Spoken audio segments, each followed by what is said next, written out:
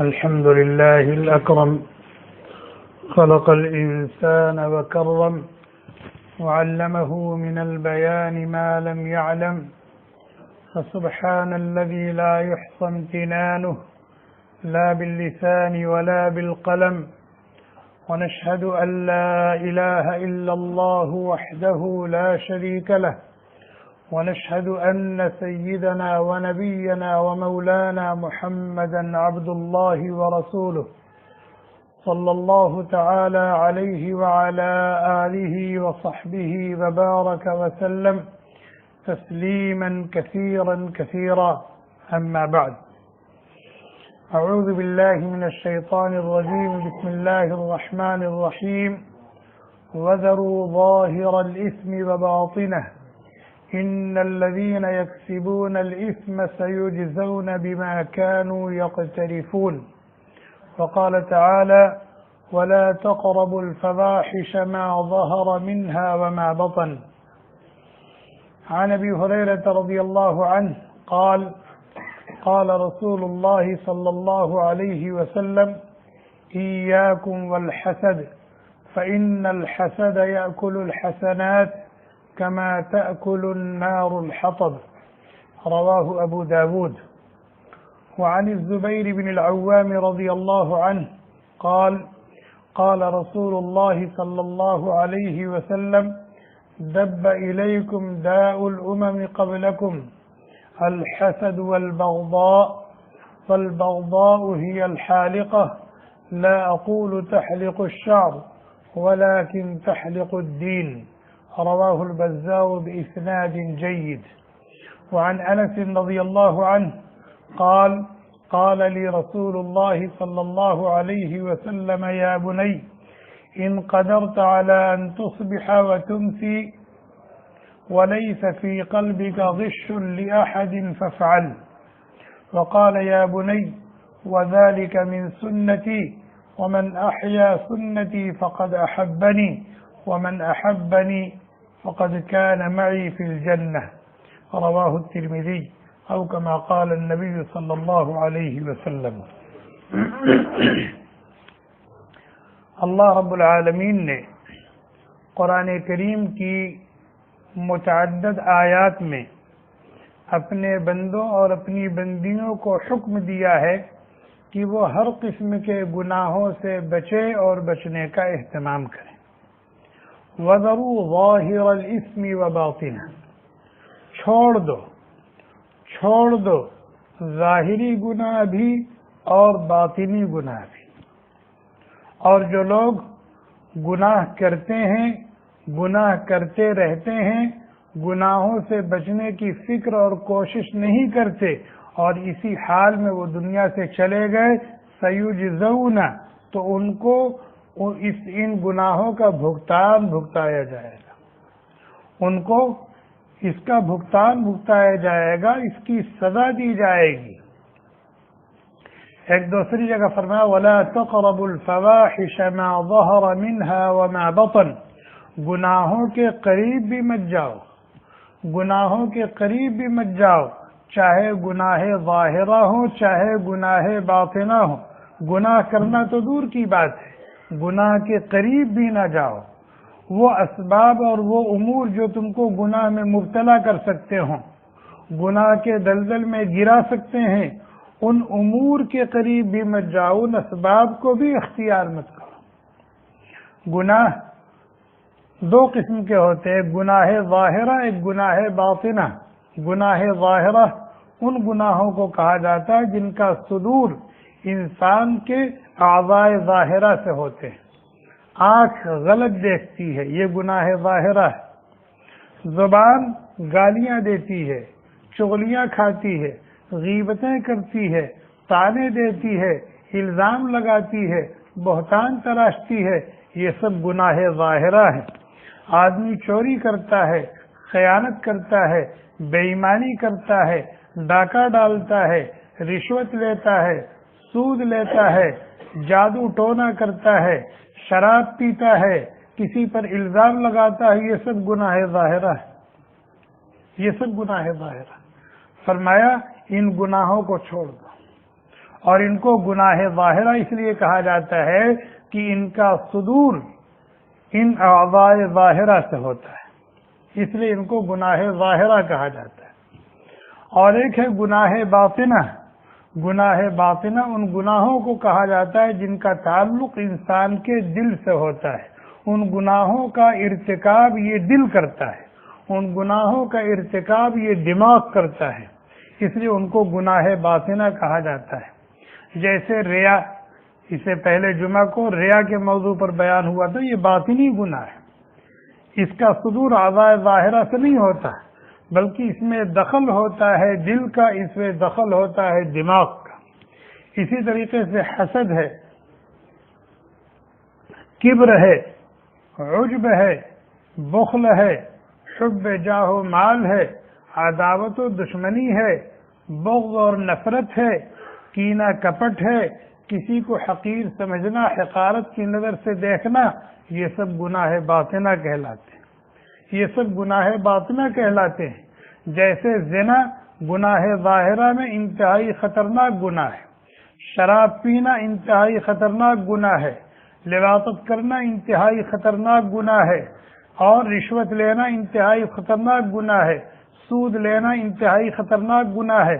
اسی طریقے سے ریا انتہائی خطرناک گناہ ہے، حسد انتہائی خطرناک گناہ ہے، کبر انتہائی خطرناک گناہ ہے، عجب انتہائی خطرناک گناہ ہے، عداوت اور بغض، دل کے اندر نفرت ہو، کینہ کپٹ ہو، کسی کی حقارت ہو، یہ سب انتہائی خطرناک گناہ ہے۔ اس سے انسان کی دنیا بھی برباد ہوتی ہے اور انسان کی آخرت بھی برباد ہوتی ہے۔ آج جو احادیث آپ کے سامنے پڑھی گئی ہیں ان کا تعلق گناہ باطنہ میں سے ایک انتہائی خطرناک گناہ حسد سے۔ حسد بہت بڑا گناہ ہے، انتہائی خطرناک چیز ہے، اور حاسد کے لیے وبال جان ہے، حاسد کے لیے وبال جان ہے، دنیا میں بھی اور آخرت میں بھی۔ حسد کہتے کسے ہیں؟ کراہیت وصول النعمت الى مستحق لها وحب زوالها عن المنعم علیہ، کہ کسی کی اچھی حالت کو دیکھ کر کے برداشت نہ کر پانا، کسی کی اچھی حالت کو برداشت نہ کر پانا، اور یہ آرزو کرنا کہ اس کی یہ نعمت چھن جائے، اس سے یہ نعمت چھن جائے، سلب کر لی جائے، وہ اس نعمت سے محروم کر دیا جائے، اس کو کہا جاتا ہے حسد۔ کسی کے پاس کوئی نعمت دیکھی، مثلا کسی کی صحت بہت اچھی ہے، اس کا کلیجہ پھٹنے لگا، کسی کی نوکری بہت اچھی ہے، برداشت نہیں ہو رہی ہے، کسی کو اللہ تعالیٰ نے گاڑی کی نعمت عطا فرما دی، بہترین بنگلہ عطا فرما دیا، اچھے اور خوبصورت صحت مند تندرست پڑھے لکھے مؤدب اولاد اللہ نے دی ہے، اب جلنے والا جل رہا ہے، جلنے والا جل رہا، اور دل کے اندر یہ جذبات اٹھ رہے ہیں کہ اس کی یہ نعمت اس سے چھن کیسے جائے، اس کی صحت کو گھن کیوں نہ لگ جاتا، اور اس کی نوکری چھوٹ کیوں نہ جاتی، اس کے بچوں پر کوئی آفت کیوں نہ آ جاتی۔ اس طرح کے جذبات دل میں پیدا ہوتے ہیں، ان کو کہا جاتا ہے حسد۔ کسی کی اچھی حالت کو دیکھ کر کے دل کے اندر اس طرح کے جذبات پیدا ہوں، اس کو حسد کہا جاتا ہے۔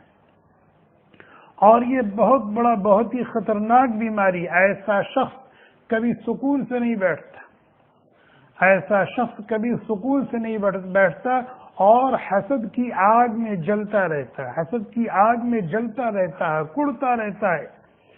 اور کبھی کبھی یہ چیز جب قابو سے باہر ہوتی ہے تو پھر آدمی اس کی شکوہ شکایت کرنے لگتا ہے، اس کی غیبتیں کرنے لگتا ہے، اس کی عیب جوئی کرنے لگتا ہے، اور اس کے خلاف سازشیں کرنے لگتا ہے، اور کبھی کبھی نوبت قتل تک پہنچ جاتی، کبھی کبھی نوبت قتل تک پہنچ جاتی۔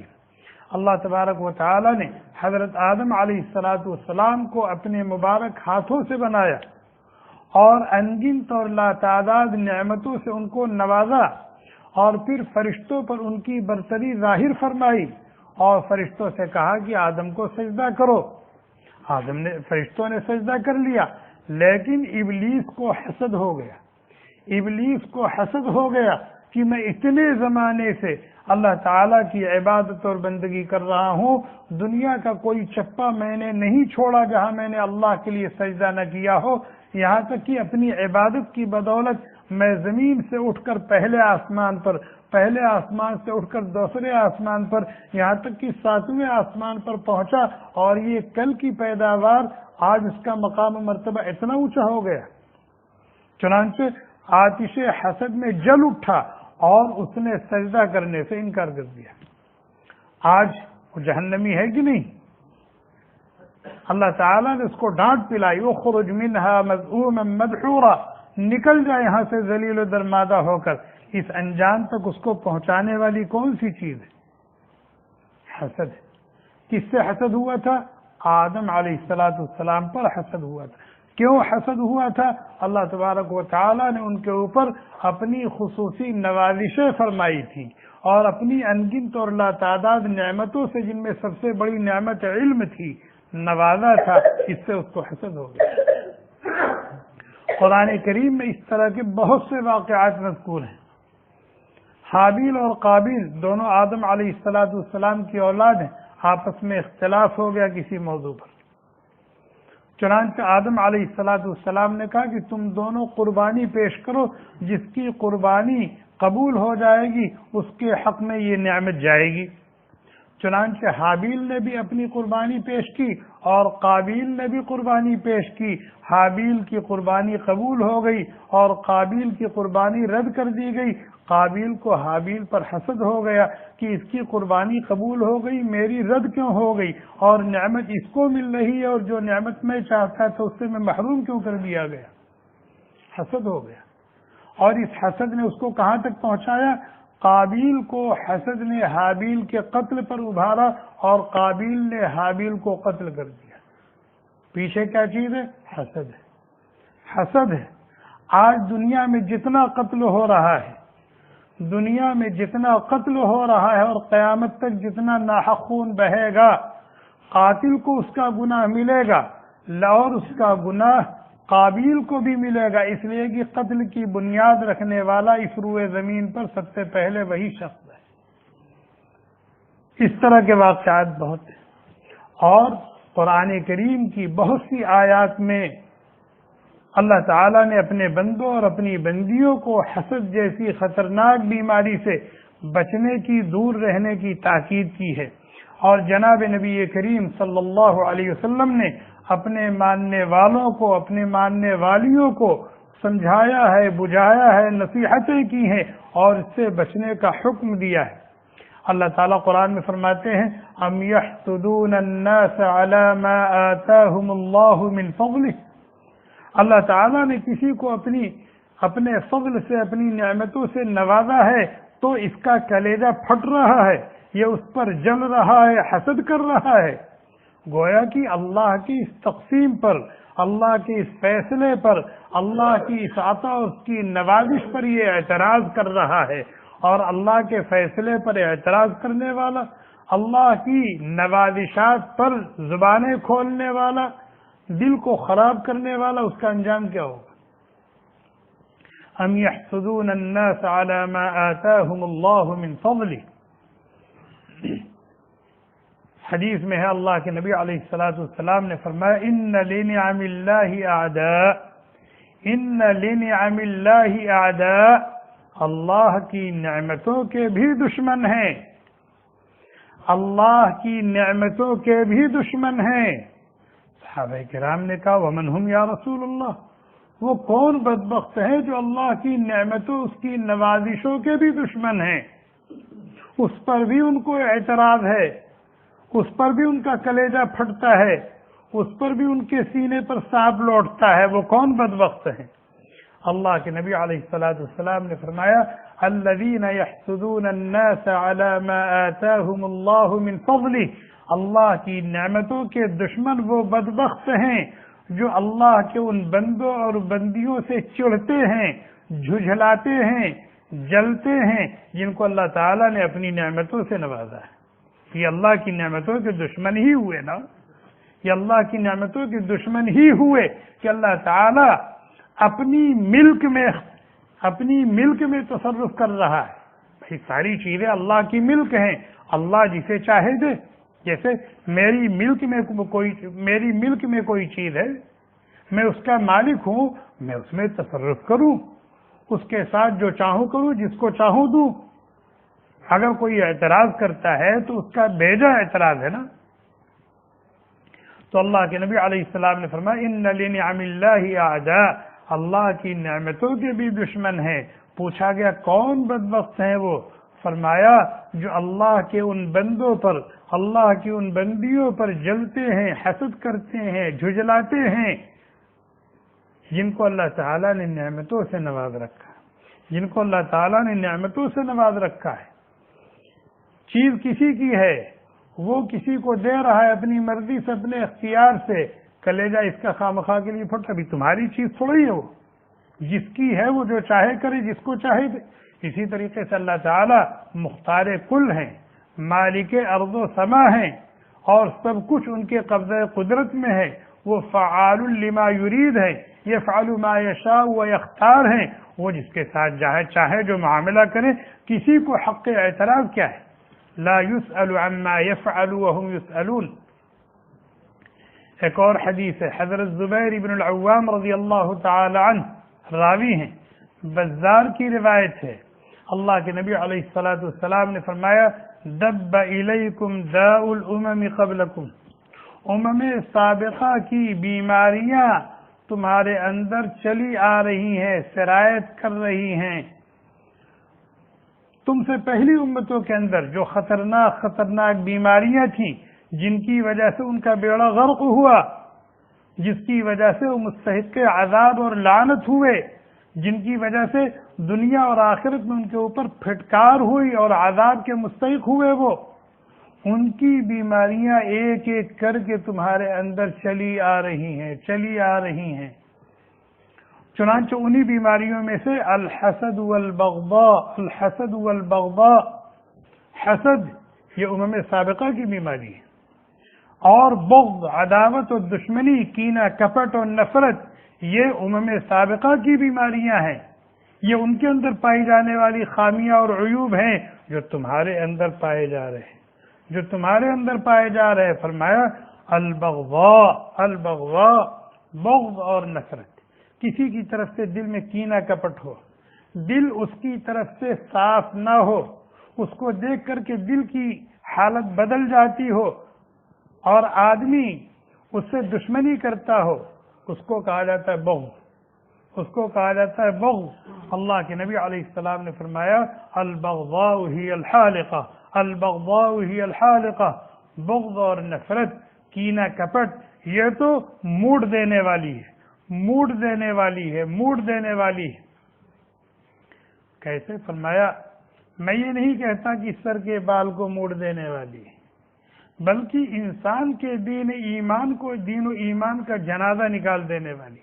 جس طریقے سے استورے سے سر موڑ دیا جاتا ہے، استورے سے بلیڈ سے سر موڑ دیا جاتا ہے، سر بالکل صاف ہو جاتا ہے، اسی طریقے سے حسد اور بغض یہ جس کے اندر پائی جائے گی، یہ بھی بیماریاں جس کے اندر پائی جائیں گی، اس کے دین و ایمان کا جنازہ نکل جائے گا.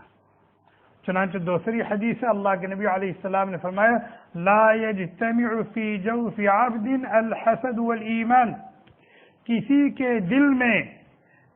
کے دل میں یہ دو باتیں اکٹھا نہیں ہو سکتی، حسد اور ایمان. حسد آیا تو ایمان چلا جائے گا.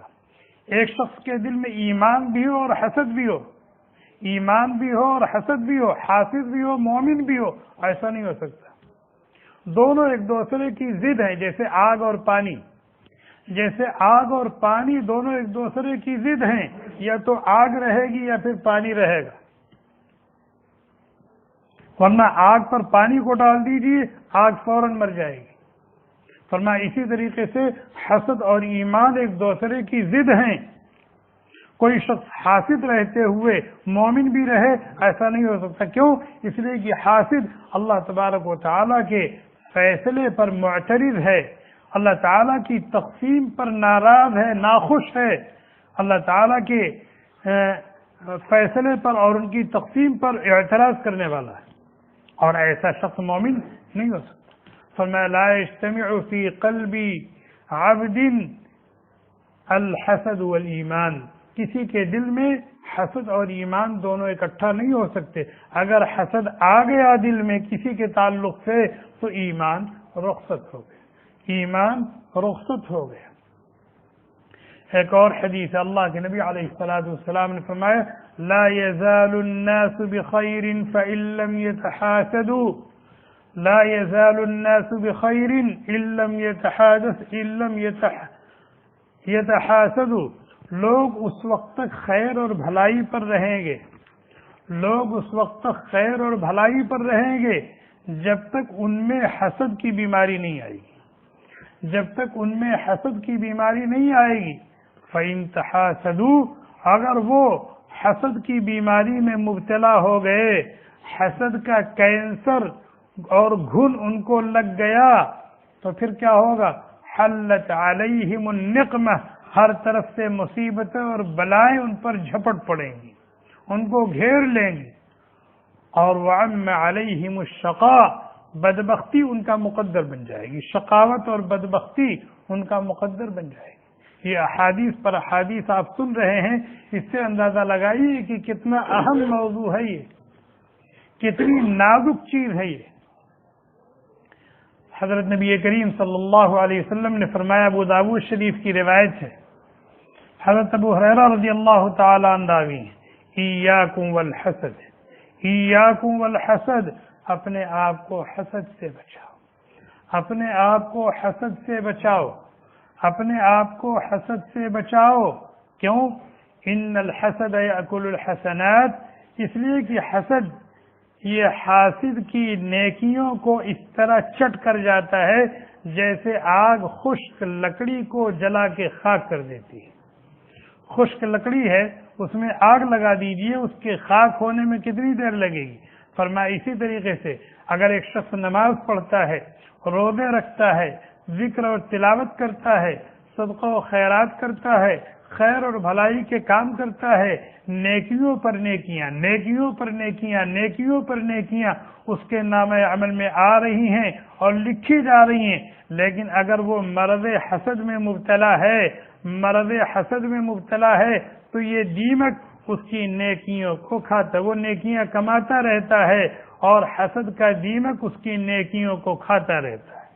یہ نیکیاں کماتا رہتا ہے، اچھے اچھے کام کرتا رہتا ہے اور حسد کا گھن اس کو لگا ہوا ہے، وہ اس کی نیکیوں کو کھاتا رہتا ہے، اس کی نیکیوں کو کھاتا رہتا ہے، اور یہ اپنے گمان میں ہے کہ نمازی ہے، حاجی ہے، روزہ دار ہے، ذاکر ہے، تلاوت کرنے والا ہے، صدقہ و خیرات کرنے والا ہے، یعنی اعمال کا ایک ذخیرہ اس کے پاس ہے، کل میدان محشر میں اس کی نیکیوں کا ایک بہت بڑا ذخیرہ اس کو ملے گا، لیکن وہاں پہنچا تو پتہ چلا کہ نیکیوں کو حسد کے دیمک نے کھا لیا ہے، نیکیوں کو تو حسد کے دیمک نے کھا لیا، یہاں کچھ بچی ہی نہیں۔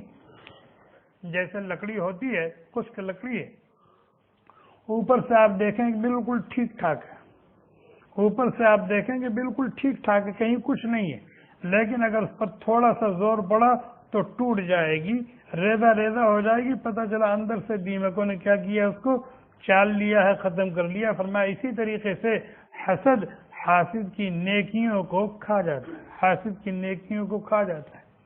حضرت انس رضی اللہ تعالی عنہ جلیل القدر صحابی، حضرت انس رضی اللہ تعالی عنہ جلیل القدر صحابی ہیں، 10 سال نبی کریم صلی اللہ علیہ وسلم کی خدمت کی ہے۔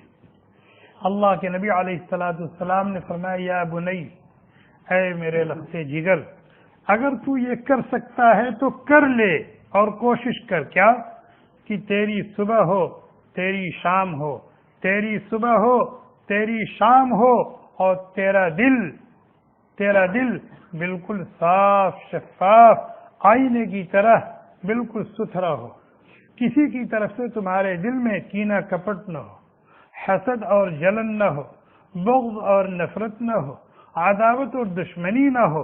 اگر تم ایسا کر سکتے ہو تو ایسا کرو، اگر تم ایسا کر سکتے ہو تو تمہاری صبح، تمہاری شام، تمہارا دن، تمہاری رات اسی حالت میں ہونی چاہیے، اسی حالت میں ہونی چاہیے. اور فرمایا وذالک من سنتی، اور یہ میرا طریقہ ہے، یہ میرا طریقہ ہے کہ میرے دل میں کسی کی طرف سے کھوٹ نہیں ہے، کسی کی طرف سے میل کچیل نہیں ہے، کسی کی طرف سے گرد و غبار نہیں ہے.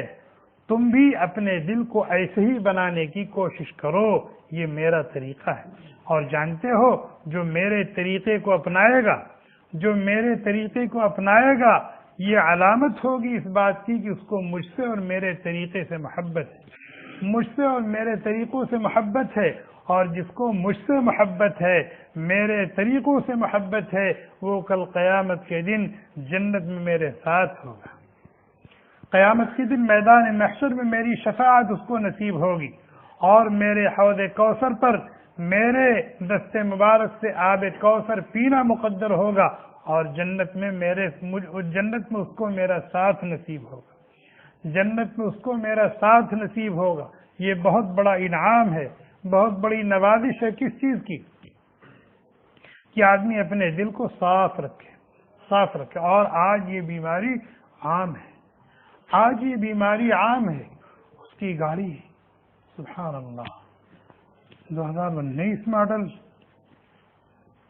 لگتا ہے اس نے لمبا ہاتھ مارا ہے. یعنی طرح طرح کے تبصرے جس سے اس کی آتش حسد کو کچھ سہارا ملے، اس طرح کے جملے، اس طرح کے تبصرے، اس طرح کی باتیں، اس طرح کی فکر، اس طرح کی سوچ شروع ہو جاتی. اور اگر اس سے بھی اس کو سہارا نہ ملا تو پھر تمنا شروع کر دیتا ہے، کیا یار ایکسیڈنٹ بھی نہیں ہو جاتا یار. یہ بیماری بالکل عام ہے. ہر آدمی اپنے آپ کو ٹٹولے، ہر آدمی اپنے آپ کو ٹٹولے، اپنے دوستوں کو، اپنے ساتھیوں کو، اپنے ساتھ اٹھنے بیٹھنے والوں کو اگر کوئی خوشی ملتی ہے، کوئی نعمت ملتی ہے کسی بھی طرح کی، تو اپنے دل کی کیفیت کیا ہے دل کو ٹٹولو. اگر دل کی کیفیت بگڑ جاتی ہے، دل کی کیفیت بگڑ جاتی ہے تو اسی کو حسد کہتے ہیں، اسی کو حسد کہتے ہیں. اور اگر کسی کو یہ بیماری لگی ہے، یہ گھل لگا ہے، تو اس سے نجات پانے کی فکر کرے، کوشش کرے، اور نجات پانے کے جو اسباب ہیں ان اسباب کو اختیار کرے. اور ایک انتہائی مفید علاج ان لوگوں کے لیے جو اس مرض میں مبتلا ہیں یہ ہے کہ آدمی روزانہ تنہائی میں بیٹھ کر کے غور کرے، سوچے، غور کرے، سوچے کہ یہ میرے دل کی کیفیت جو بگڑ رہی ہے، اس سے میرا دنیا کا بھی نقصان ہو رہا ہے کہ ہر وقت میں ایک گھٹن میں ہوں، ایک کڑھن میں ہوں، ایک پریشانی میں ہوں، ایک الجھن میں ہوں، اور میرے دین کا بھی نقصان ہو رہا ہے، دنیا کا بھی نقصان ہو رہا ہے اور دین کا بھی نقصان ہو رہا ہے. اور محسود کا میرے اس جلنے سے، حسد کرنے سے کچھ بگڑنے والا نہیں ہے.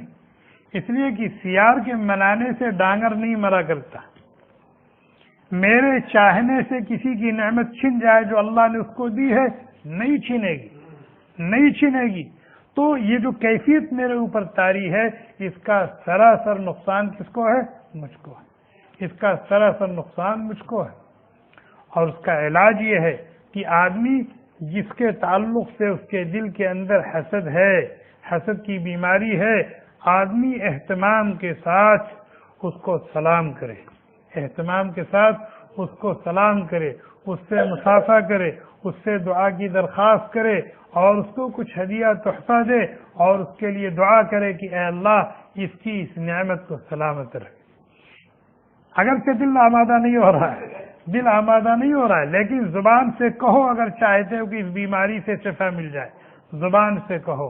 آپ کو اللہ تعالیٰ نے یہ نعمت دی ہے، یقیناً آپ خوش ہیں، میں آپ کی خوشی میں برابر کا شریک. دل نہیں قبول کرا لیکن زبان سے کہو. جب زبان سے بار بار کہو گے تو یہ چیز دل میں اتر جائے گی اور کیفیت بدل جائے گی. ہمارے استاد انہوں نے پوچھا کہ دوست کسے کہتے ہیں؟ دوست کسے کہتے ہیں؟ آپ بتائیے دوست کسے کہتے ہیں؟ یہ دوست کسے کہتے ہیں؟ کہتے جو دکھ درد میں کام آئے، دکھ درد میں کام آئے. نہیں، اسے دوست نہیں کہتے. دکھ اور تکلیف میں تو آنسو کے 2-4 قطرے دشمن بھی آ کے بہا لے گرا لیتا ہے، نہیں گراتا؟ کسی اوپر کوئی پریشانی آ جائے، کسی کے یہاں کوئی مصیبت آ جائے، کسی کا انتقال ہو جائے، کوئی حادثہ پیش آ جائے، تو بڑے سے بڑا دشمن بھی آ کر کے تسلی کے 2 بول بول لیتا ہے اور 2-4 قطرے آنسو بہا لیتا ہے۔ لیکن اگر کسی کو خوشی مل گئی، مثال کے طور پر 2 آدمی ہیں، ایک کمرے میں رہتے ہیں، ایک ہی ڈگری دونوں کی ہے، ایک ہی جگہ دونوں کام کر رہے ہیں، لیکن ان میں سے ایک کو ترقی مل گئی، ایک وہیں رہ گیا۔ اب یہ اس کی اس خوشی کو برداشت کر لے، اس کی ترقی کو اپنی ترقی سمجھ لے، اپنے دل کی کیفیت کو بگڑنے نہ دے، تو کہا جائے گا یہ سچا دوست ہے، یہ سچا دوست ہے۔ اور ایسے دوست ہیں وہ نہیں ہیں، فوراً تعلقات خراب ہو جاتے ہیں، فوراً دوستیاں ختم ہو جاتی ہیں اور قربتیں دوریوں میں بدلنے لگتی ہیں۔ اس طرح کا جذبہ اب نہیں رہ گیا کہ آدمی سامنے والے کی خوشی کو اپنی خوشی سمجھ لے، اس کی ترقی کو اپنی ترقی سمجھ لے۔ فرمایا جو آپ کی خوشی کو، آپ کی ترقی کو اپنی خوشی سمجھ لے، اپنی ترقی سمجھ لے، جس طرح آدمی اپنی خوشی پر خوش ہوتا ہے، اپنی ترقی پر خوش ہوتا ہے، مسرور ہوتا ہے، اسی طرح اپنے ساتھی کی ترقی پر، اپنے ساتھی کی خوشی پر خوش ہو، اس کو قبول کر لے۔ فرمایا یہ سچا دوست ہے، لیکن ایسے دوست ملتے جلتے نہیں۔ تو کیا کرنا چاہیے؟ تنہائی میں اپنا محاسبہ کرنا چاہیے کہ بھئی مجھے فلاں سے حسد ہے، لیکن میرے حسد کرنے سے صرف اور صرف میرا نقصان ہے، میری دنیا کا بھی نقصان ہے، میری آخرت کا بھی نقصان ہے۔ ایسا آدمی ڈھنگ سے کوئی کام نہیں کر سکتا، ایسا آدمی سکون سے کھانا نہیں کھا سکتا، ایسا آدمی سکون کی نیند سو نہیں سکتا، اور دنیا کا بھی نقصان ہے اور آخرت کا بھی نقصان ہے، اور میرے جلنے سے، میرے حسد کرنے سے اس کا کچھ بگڑنے والا نہیں ہے، اس کا کچھ بگڑنے والا نہیں۔ ایک تو محاسبہ کرے اور اس کیفیت کو دور کرنے کی، دفع کرنے کی کوشش کرے۔ دوسرے جس سے حسد ہے اس سے وقتاً فوقتاً ملاقات کرے اور اس کو اس کی نعمت پر مبارکباد دے، خوشی کا اظہار کرے، وقتاً فوقتاً اس کے لیے ہدیہ کرے، اس کو ہدیہ دے چھوٹا موٹا، کبھی اس کو اپنے ہاں چائے پر، کھانے پر بلا لے۔ اسے ایک ضرورت آپ کی ہے، اس خطرناک بیماری سے شفا آپ کو چاہیے، یہ سب علاج اس کا ہے۔ اور پھر اس کے لیے دعا بھی کریں کہ اے اللہ میرے دل کی اس کیفیت کو دور کر دے، میرے دل کی اس کیفیت کو دور کر دے، اپنے اس بندے کو جو نعمت دی ہے اس نعمت کو اس کے پاس باقی رکھ، سلامت رکھ، مجھے بھی اس نعمت سے نواز دے، مجھے بھی اس نعمت سے نواز دے۔ تیرے خزانے میں کمی کس چیز کی ہے؟ تو نے جیسے اس کو دیا ہے ویسے مجھ کو بھی دے سکتا، اگر میرے حق میں یہ چیز بہتر ہے تو مجھے بھی دے دے۔ یہ چند امور ہیں، جب آدمی اہتمام کے ساتھ ان کو انجام دے گا اور فکر مند ہوگا کہ اس بیماری سے اس کو نجات مل جائے تو اللہ تبارک و تعالیٰ اس کو نجات دے دیں گے۔ تو یہ بہت ہی خطرناک بیماری ہے، ہم میں سے ہر ایک اپنا محاسبہ کرے، اگر اس کے اندر کسی نہ کسی درجے میں یہ چیز پائی جاتی ہے تو اس سے چھٹکارا حاصل کرنے کی کوشش کرے، ورنہ اگر اسی حال میں دنیا سے چلا گیا تو دنیا تو برباد گئی، بے سکون زندگی، بے لطف زندگی وہ جیتا رہا، اور آخرت میں تو پوچھنا کیا کتنا خسارہ اور نقصان ہوگا۔ اللہ تعالی ہم سب کو دین کی سمجھ عطا فرمائے، ہر قسم کی ظاہری اور معنوی گناہوں سے بچنے کی توفیق عطا فرمائے۔ اللہ تبارک و تعالی اپنے ہر فیصلے کو برضا و رغبت قبول کر لینے کی توفیق عطا فرمائے۔ رضا بالقضاء کی دولت سے اللہ تعالی ہم سب کو مالا مال فرمائے۔ اللہ تعالی نے ہمیں جس حال میں رکھا ہے یقیناً علم الہی میں وہی حال ہمارے لیے بہتر ہے، اللہ تعالی ہمیں اس پر راضی کر دے، ہمارے اس کہنے اور سننے کو قبول فرمائے۔ ان باتوں قرآن اور حدیث کی جو آیات پیش کی گئی ہیں، اللہ تعالیٰ ان حقائق کو ہمارے دل کی گہرائیوں میں اتار دے اور عملی زندگی میں اس کو لانے کی توفیق عطا فرما۔ اللہ تعالیٰ ہماری دنیا بھی اچھی سے اچھی اور عمدہ سے عمدہ بنا دیں، اور آخرت بھی اچھی سے اچھی اور عمدہ سے عمدہ بنا دیں، اور ہم سب کو آپس میں شیر و شکر بن کر زندگی گزارنے کی توفیق عطا فرمائے۔ جس کے پاس جو نعمتیں ہیں اللہ تبارک و تعالیٰ ان نعمتوں کو باقی رکھے، سلامت رکھے، مزید نعمتوں سے اللہ تعالیٰ اپنے بندوں اور اپنی بندیوں کو نوازے۔ اللہ تعالیٰ ہمارے اس مل بیٹھنے کو قبول فرمائے، ہماری نجات کا ذریعہ بنائے، اپنی رضا اور خوشنودی کا سامان بنائے، کائنات کے ذرے ذرے کے لیے باعث خیر و برکت بنائے، اپنی نسبت سے اور اپنے دین کی نسبت سے ہمیں بار بار اکٹھا ہونے کی، کہنے اور سننے کی اور عمل کے جذبے کے ساتھ کہنے اور سننے کی توفیق عطا فرمائے۔ ربنا تقبل منا انك انت السميع العليم وتب علينا يا مولانا انك انت التواب الرحيم۔ سبحان ربك رب العزة عما يصفون وسلام على المرسلين والحمد لله۔